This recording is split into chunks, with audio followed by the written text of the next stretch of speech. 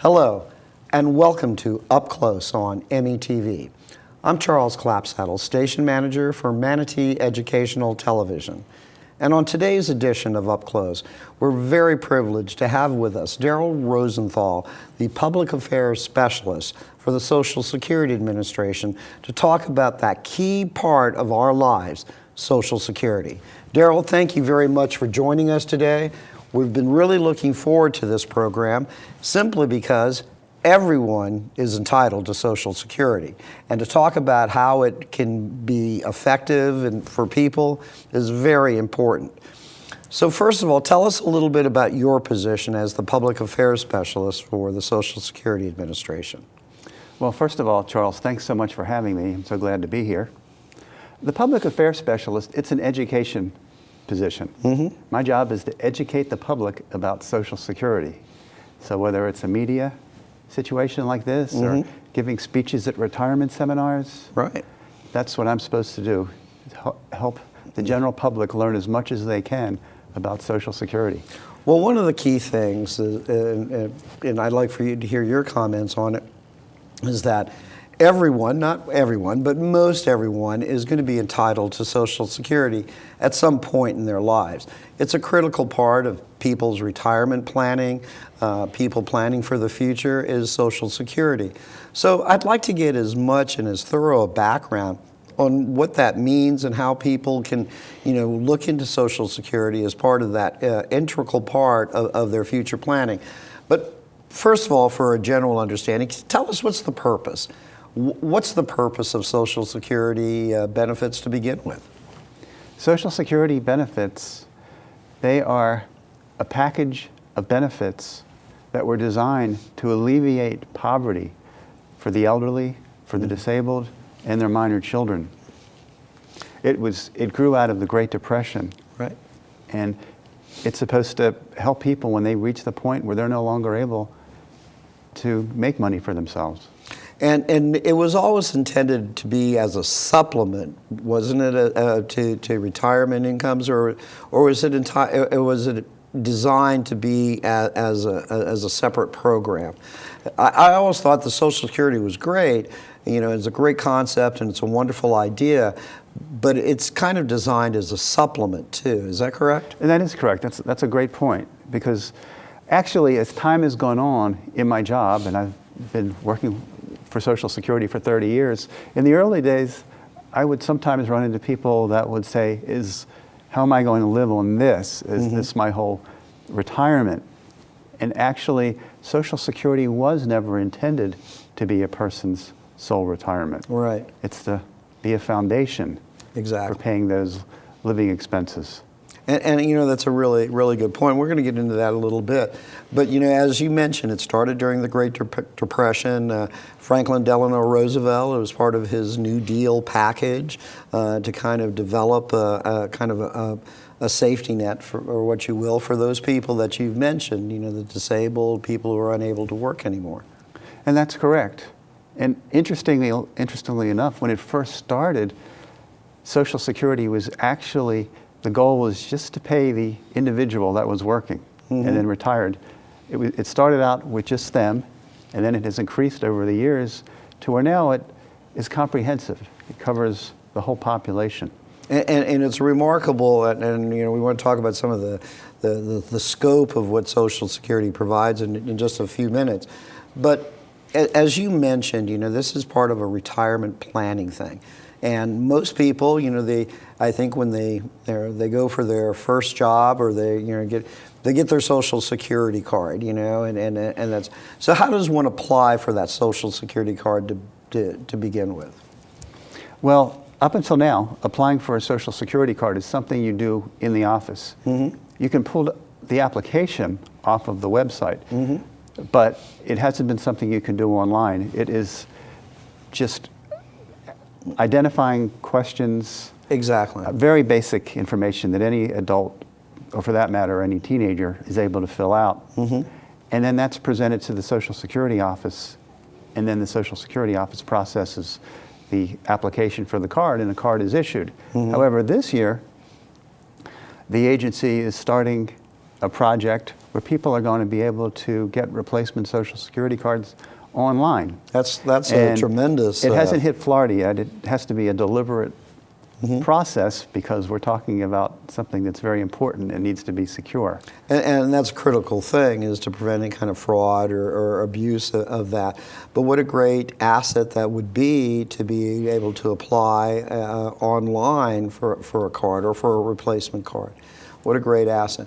So you get your card. Let's say you're a young person and you're getting out there. Your card is issued and you go to work. The Social Security Administration, with its expertise and knowledge, starts tracking your earnings from day one, from the first time that you work. That is correct. And that number is unique to the individual. And the reason it's so important, just imagine if there weren't Social Security numbers and John Smith worked. John Smith in this county and John Smith probably down the street. Right. We wouldn't be able to correctly and accurately keep track of a person's earnings. So that's why the Social Security number is so important, because that's how we pay people. And it's unique to everybody. And that Social Security card is important for any kind of employment, any kind of benefits, any kind of ID. Your Social Security card is unique unto you. And that is correct. First, we keep track of your earnings, and then when you start getting benefits, that's how we keep track of your benefits. And once again, if we only use names, we could have some real conflicts. So that's why that number is so important. Well, one of the key things, and if you can take a moment too, is the protection of that number as well. How critical that is to maintain your security around that Social Security number. How can people do that, and why should people do that? Okay, we all know today, unfortunately, there's too much identity theft. Absolutely. A lot of smart people using their skills for the wrong purposes. Right. And if they can get their hands on somebody's Social Security number, they can start trying to steal their identity. So you want to guard that Social Security number. And one thing I run into occasionally that we want to tell people, don't do this. Don't carry your Social Security card on your person. If somebody puts that in their wallet or their purse and they misplaced it, it's going to make it too easy for the wrong people. So first of all, that's my first suggestion. It's a great suggestion. Don't carry it with you. Hardly anyone needs to see it in person. The other thing is, businesses don't have to have it.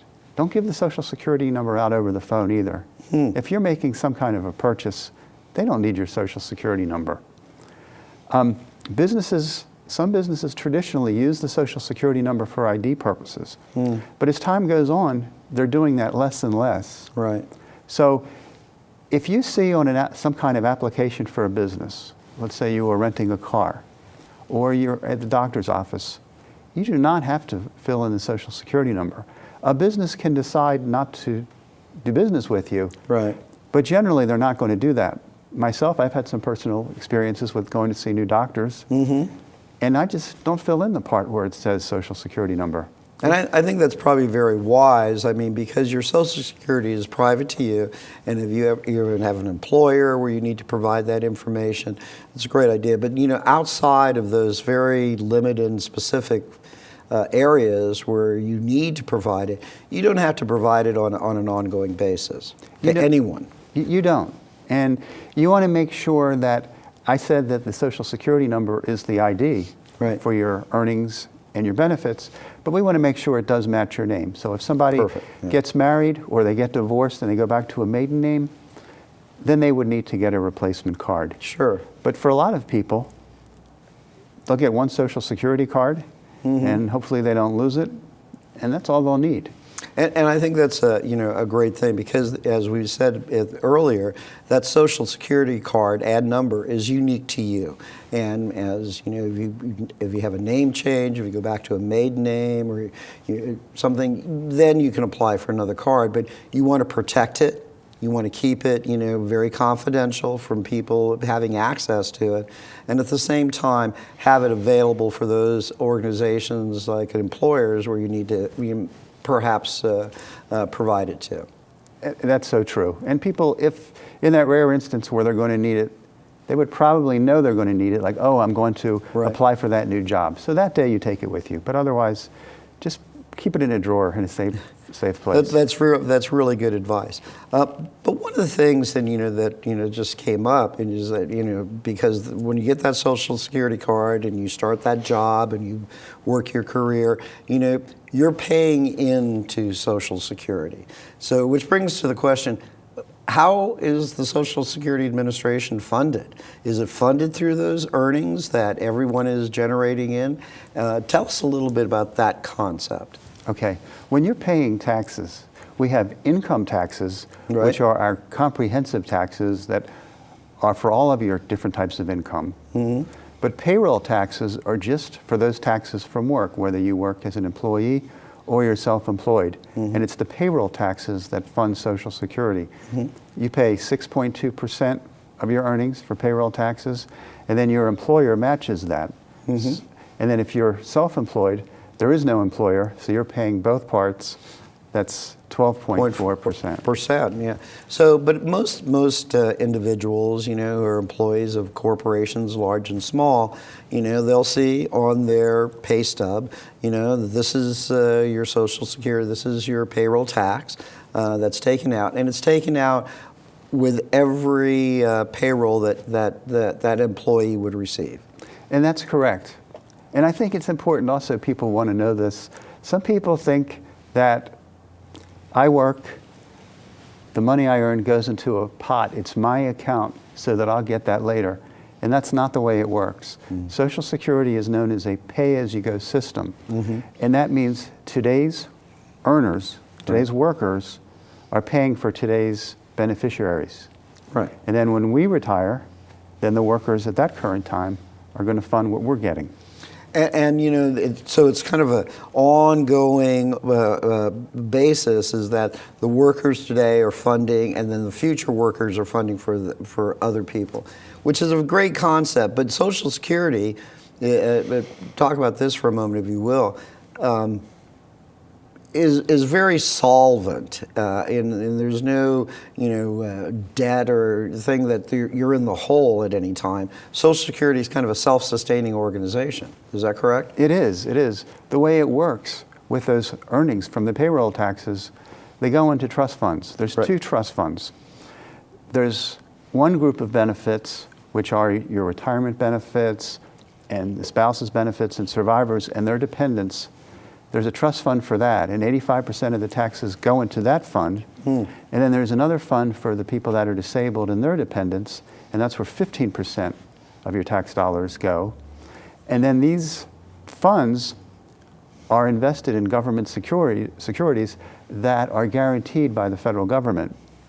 And the way it works, if we don't do anything, because people read this news stories, if we do nothing, Social Security in 2034 would not have enough money to pay all the benefits.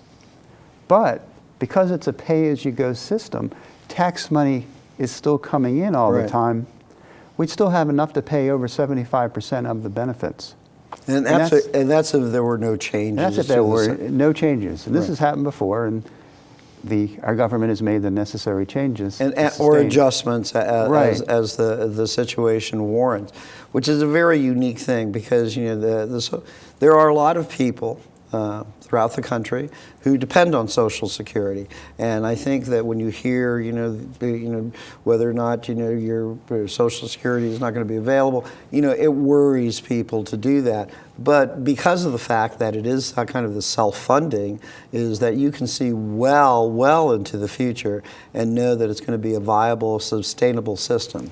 It is, and one thing I left out that I wanted to mention, the administrative costs are only about 1%. That's amazing. So if people, when they research investments, for investments that are more than just the most basic kind of investment, they're usually going to cost a lot more than that.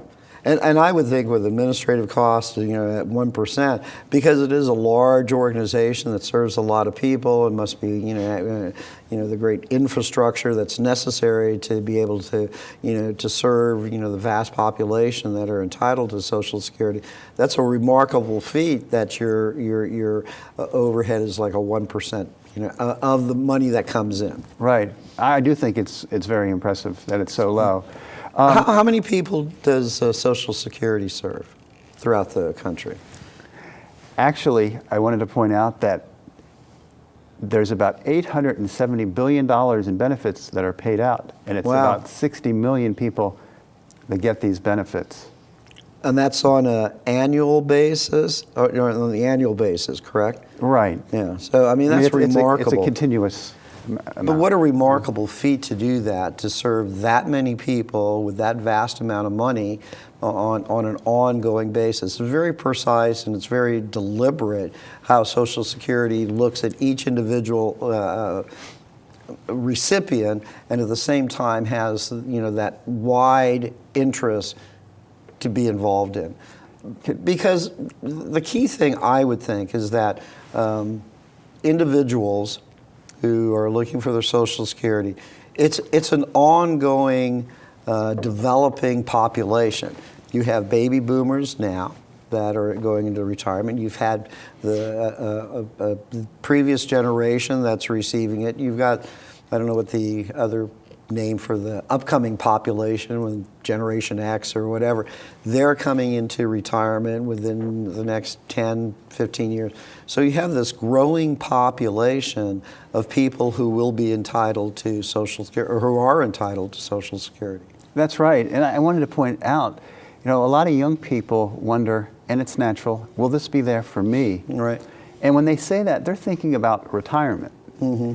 And they should know that it's an ongoing process, because you're paying Social Security taxes that fund disability and fund survivors' benefits. Yeah. And unfortunately, about 3 out of 10 people end up getting either disability or survivors' benefits are paid because of their record. So there's a lot of people that are affected by Social Security way before they could get retirement benefits. And that's an excellent point to make, I think, is that, that there's this other population that the Social Security Administration has to take into consideration. But let me ask you this, Gerald, if I may, because a lot of people, as they near their retirement, if they're not going to your website, which we're going to put up on the screen right now, which is, tell us what it is. It's socialsecurity.gov. Socialsecurity.gov. Right, and we've got that up on the screen, and then we're going to talk a little bit about how they can set up an account too, my account. We'll talk about that in a moment. And we're going to have that up on the screen from time to time, so people, if they have questions, can go directly to your website. But let's talk about the Social Security office. There's offices throughout this area in different parts and different communities and different counties. What's the role of the Social Security office, to help and assist individuals that might have questions? Everything has to do with the Social Security claims. Mm-hmm. So the offices, they take claims, they process them, mm-hmm. and then sometimes there's what we call post-entitlement issues, meaning after you're already getting benefits, something might occur. Mm-hmm. For instance, if somebody's getting disability benefits, we have to see if they maintain their eligibility, for instance. All right. So there's ongoing things, whether it's customer service or one of those issues, post-entitlement issues, that gives us a lot of work with Social Security, the offices, but also on a very basic level, it's where people have gone to file the application for a Social Security card, mm-hmm. and then the office processes that application, and the card is issued. And that's a great thing. And obviously, the staff and the personnel that you have in each one of these offices is well versed in the many things and the many questions that individuals might have about their benefits or their entitlements or whatnot. And let me pose this question for you. So let's say you have an individual they're reaching their retirement age, and they have a retirement plan, and they say, well, I want to find out about my Social Security. If they can go to your website and look up and put the relevant information in there, or they can go to an office located in any city, I would think, where they would have a Social Security Administration office. So they go and they sit down and talk to one of your staff, and they say, hey, listen, I'm going to be retiring in a year or two. I want to find out about my Social Security. So what are the steps that individuals do? We would hope these days the first thing they do would be take advantage of our website. Mm-hmm. Because the website has so many topics, so many things you could do. For instance, let's say somebody is thinking, what happens if I retire a couple years earlier, all right, before I reach retirement age? How will that affect my benefit? It's a good question. There's online calculators. Really? You could put numbers in, different scenarios in, to answer some of those questions. Excellent. And with 60 million people getting the Social Security benefits, 60 million. There are not too many unique situations. I mean, everyone thinks their situation is different from someone else's. Right. It might be different from maybe their neighbors or their relatives, but over the whole country, somebody probably has had their scenario. Social Security has frequently asked questions on the website. Excellent. Under all the Excellent different point. types of benefits, whether it's survivors or retirement or spouses or disability. And they're going to get a lot of their questions answered. There's also what are called benefit planners. If they click on File for Retirement, they're going to see one of those planners. Excellent. What it does is it tells you the different scenarios, what you need. For instance, if maybe your family might be eligible on your record, or maybe you'll be eligible as a spouse. It answers those kinds of questions. That's an excellent point, and I think you hit the nail right on the head when you said that with 60 million people, entitled and receiving Social Security, pretty sure you've seen most, if not all, of the scenarios at one point. Circumstances might be a little different, but you know how to handle those. So whether it's through the website or in the office, there are people that are going to be very responsive and know the answer to your questions. And that's correct. And I wanted to add before I forget, because the offices are busy. Mm-hmm. A lot of people are in there because they have appointments. There's some people that come in there that don't have appointments. Mm-hmm. And if you could do something online, it would just be so beneficial. Mm-hmm. And what I was going to say is if somebody does want to come in to file or talk to somebody, they should make an appointment. Great. By calling the 1-800 number, which is 772-1213, 1-800-772-1213. Perfect. They don't just want to go in without an appointment. And I think that's a good idea. I mean, that way you know that you're there. Your time is well used to meet with one of the individuals that can answer all of your questions. But with that being said, so we want to talk about when you get to the office. People are there, and if you don't want to go to the office, obviously you can deal with the website, which is a wonderful tool for individuals to use. And they can go through every kind of scenario, I would imagine. Right. Well, whether it's in person in front of somebody right. or if it was on their own. I mean, let's say somebody is widowed mm-hmm. and they're already over 62, because mm-hmm. the retirement benefits start as early as 62. Mm-hmm. Survivors, unless you're disabled or have a minor child, start as early as 60. So let's say you're in your 60s, you haven't filed for anything yet, and you're not sure which way to go, and you really feel like speaking to a person. Mm-hmm. You'd make an appointment. And then it doesn't matter if you say you want an appointment for survivors or retirement. They're going to talk to you. Exactly. They're going to give you the estimates for each category. Exactly. At Social Security, we're not personal financial advisors. We're not going to tell you you should do this, right. but we're going to give you all the information to help you make the best choice. And I think that's a wonderful thing to make. As you pointed out, you're not a financial planner. You're a service, that people, can take full advantage of. As you point out those options that people can, take advantage of, then is that individual kind of locked into that for a period of time, or can they change the option if they want to receive benefits or survivor benefit? once they make a decision, is that decision locked in stone with Social Security? Generally, it is. Okay. If you want to file for retirement benefits, the way it works, you can get the benefits as early as 62, but they're reduced because you're getting benefits that you would For a otherwise longer period not of time. get. So let's say somebody was born in 1954.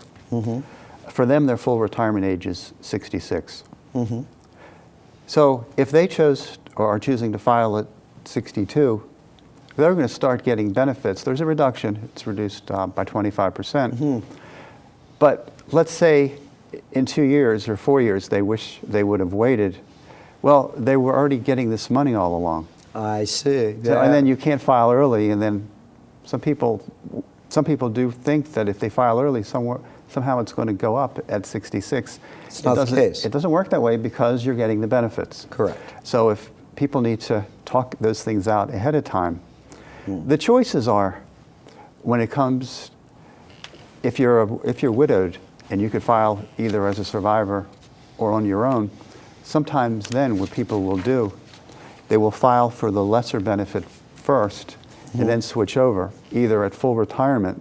It's perfect. Because then you're getting the unreduced benefit, or, just to make sure the public knows this too, one good thing about Social Security, for those people that can afford to wait, your own benefit goes up 8% a year from full retirement to age 70 if you wait. To age 70. So, right. So if you're 66 right now, and you were planning all along to file for full retirement, and you're lucky enough that you have some other savings and investments, Exactly. and you can wait. I mean, how many investments are out there that Will give you are an going to give 8% you, return. depending on your retirement age, is going to give you a 24 or to 32% return? That's just unbelievable. That is a remarkable thing. And then, and if you're looking at it between an age of 66 and 70, you're looking at just 4 years of waiting for that kind of return. Right. Now, Daryl, unfortunately, we're kind of running out of time, but I still want to hit a few very important points. Besides the retirement benefits, and you've mentioned it in a couple of things, there's other benefits that the Social Security Administration provides as well. Talk a little bit about that, specifically about survivor benefits, spousal benefits. What are those tied into your Social Security account? Okay. Let me just say, first of all, the My Social Security account is a great customer service tool. So after we leave our broadcast today, and when people are finished watching, if they don't have it yet, it's a great customer service and planning tool. It's free, it's secure. On our website, the very first page, it's going to say, My Social Security, create an account. And that's all it is. They'll see that created account, they'll click on that, and what's their next steps? They're going to have to answer just some basic ID questions, your name, Social Security number, and your date of birth. And then you have to answer security questions, short, just only 4.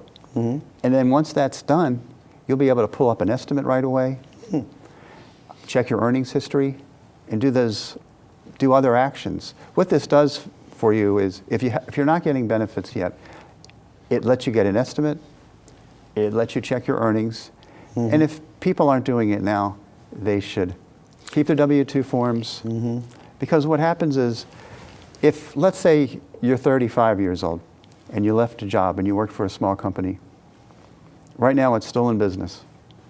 Let's say 15 years from now it goes out of business, and it's only in your 60s that you're hearing us ask, is your earnings history correct? If you don't have your W-2 form and the company's out of business, How are you going to know? How are they going to prove that? it's not going to be corrected realistically. And that's a very, very good point, because it used to be that people would go and they'd work for a position, they'd work 20 years or however long it would, move on. But the climate change and just the demographics of the country, people change jobs a lot. So there's a wide variety of different companies that an individual may have worked for during the course of their career. And that's correct. And also, I just want to add to what this My Social Security account does. If you're already getting benefits, then it's strictly a customer service tool. Change your address online, direct deposit. Let's say you lose your Medicare card. You can get a replacement online. As I stated earlier, we're going to start letting people get replacement Social Security cards. And another feature that's really helpful for people is you can get a benefit verification letter. So let's say you're going for a loan, you're refinancing your home. The lender's going to ask you for proof of your earnings. Exactly. Instead of having to call a Social Security office or come in, you just can pull it up and then you email it to them or print it out. What a great feature that is, you know, to have that, and they'll just be able to send that to you, to your address. So this account is now our predominant tool for planning for the future. But I don't want to forget to answer your question also about the other benefits. Besides the retirement, there is spouse's benefits. And the way spouse's benefits work, they only pay up to 1/2 of the spouse's amount at full retirement age. So if you're already going to get more than that on your own, then you just file on your own. I see. And with survivor's benefits, we don't have that 1/2 rule. It's a matter of which one pays better. I see. And so then you're going to choose. And if you have this situation where you're eligible for 2, then you apply for 1 early, let's say your own, and then you could switch over to theirs later. But probably the best situation is for planning. Since your benefit is the only benefit that goes up 8% a year after full retirement age, if you file as a survivor first, you can then switch over at 70 to your own. Of course, that only works if yours is going to be better. Exactly. But if yours is either already better or will be better, then it's a great strategy. And it very much is. And all of these questions can be answered by going, you know, for people who have those type of questions, by going to the website and clicking on like frequently asked questions, I imagine, or what are my benefits, or what other services are available. All of that is available through the Social Security website.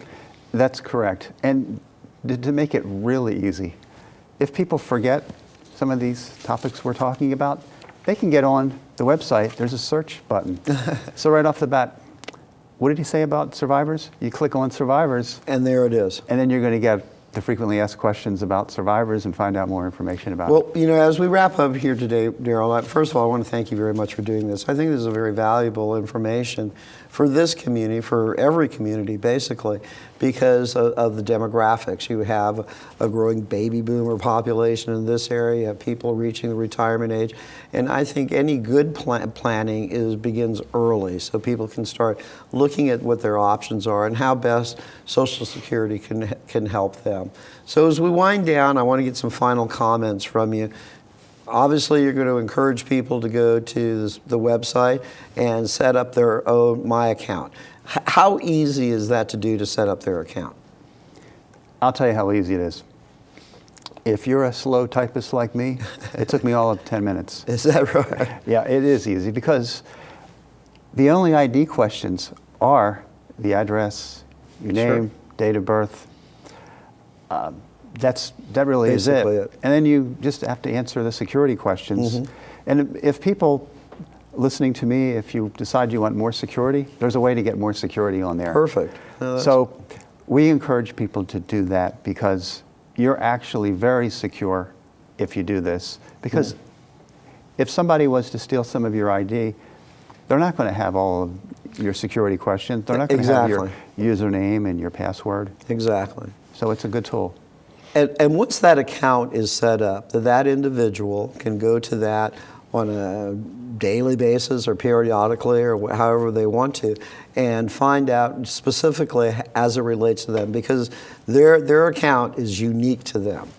And that is correct. And just in the last year plus, we've added 3 actions. Now you can get a 1099 plus the Medicare replacement card, and now it's going to be the Social Security card replacements. So the point is, who knows, 2 or 3 years, there could be other things Other you could do online. features as that develops. Well, one of the things that, you know, and you and I have talked about this and before this taping today, is that we would welcome you back to talk about other issues as it pertains to Social Security. perhaps even take some email questions or from individuals, and find out how the benefits of Social Security can help them. There's other issues that we want to talk about as we kind of pursue this opportunity to get information out. As you said, we want to educate the public. You want to show them the availability, the access, the ease of access that Social Security wants to benefit them. Because, as you mentioned very early, this is designed for the benefit of people who have been paid into this throughout their career. And that's correct. This is the one thing you can count on. We don't know how we're going to do with our investments. We don't know what the stock market is going to do. But Social Security, last year was the 80th anniversary, so it's been around that long. So people can count on it, and they should count on it. Exactly. And with that attitude, use it to prepare for your future when you're in your 20s and your 30s. Don't wait till you're 60 to think about Social Security. And I think that's an excellent point, and I hope maybe we can talk about that. If you're a young, I guess they call them millennials, if you're a millennial now and you're planning, how can Social Security help you plan towards the future and do that? Daryl, I want to thank you very much for your insight, your knowledge, and your expertise in doing this. We're going to welcome you back to do some additional shows on other features of Social Security, maybe take some frequently asked questions and talk about it, because I think this is a very important subject matter for this community, for our community, right here in Manatee and Sarasota County. Thank you, Charles. I'd love to come back, and I really enjoyed this. Thank you very much for joining us, Gerald, and thank you for joining us on the special edition of Up Close on METV.